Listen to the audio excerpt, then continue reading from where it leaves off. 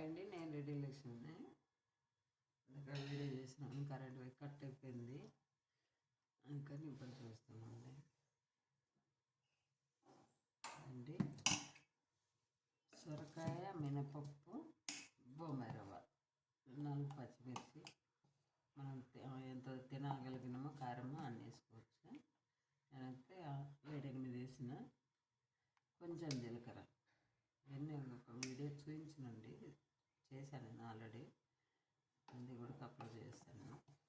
అదేంటి కానీ బాగా హీట్ తగ్గిస్తుంది, చల్లదనం. సొరకాయ అంటే అందరికీ తెలిసిందే, వెయిట్ ఒకటి తగ్గిస్తుంది అంటారు.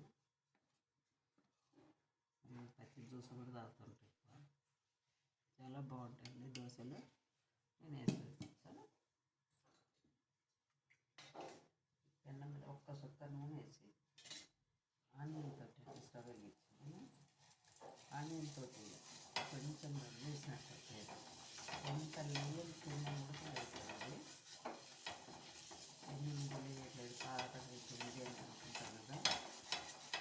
కొంచెం ఆయిల్ వేసి ఆనియన్ తోటి వేసాను.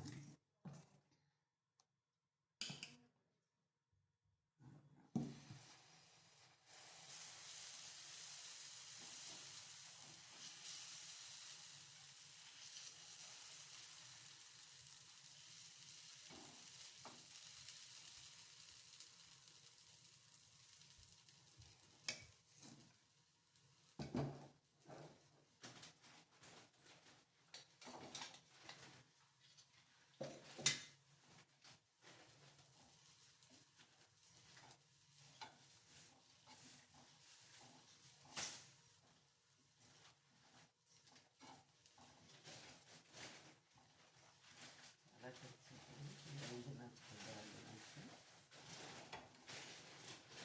నచ్చుకుంటే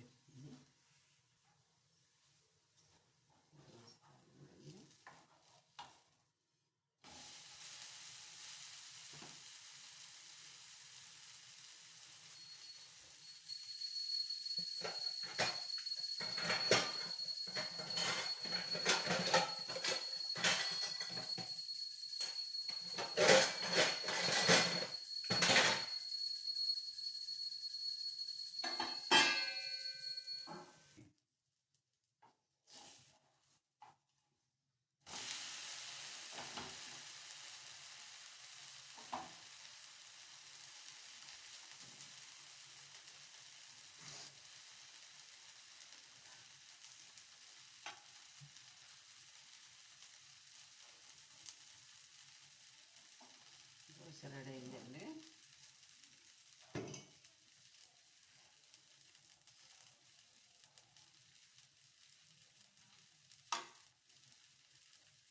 స్టవ్ పెట్టేసుకొని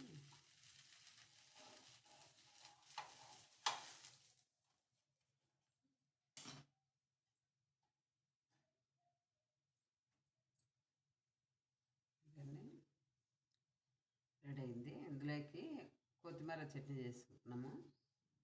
మీ ఇష్టం, మీకు ఏది నచ్చితే చేసుకోవచ్చు. కానీ చాలా బాగుంటుందండి దోశలకు ఇట్లా. ఎందుకంటే అన్ని రకాలుగా ఒక రైస్తో తినకుండా ఎన్ని రకాలుగా చేసుకోవాలంటే అన్ని చేసుకొని తినచ్చు. ఇట్లా అందరికీ ఉపయోగపడుతుంది, అందరికీ మంచిగా ఉంటుంది. హెల్తీ ఫుడ్ ఇవండి, చాలా బాగుంటుంది ఇది. మీరు ఒకసారి చేసి చూడండి. సొరకాయ, బొంబాయి రవ్వ, మినపప్పు, కొంచెం జీలకర్ర, 4 పచ్చిమిరపకాయలు, మీ ఇష్టం. వేసుకుంటే వేసుకోవచ్చు, లేకపోతే లేదు. నేనైతే వేసా అట్లా. కానీ చాలా బాగుంటుంది. ఉదయం పట్టేసుకోవచ్చు, రాత్రి నానబెట్టుకొని పప్పు ఒకటి, మిగతా అన్నీ ఉదయం నానేసుకోవచ్చు.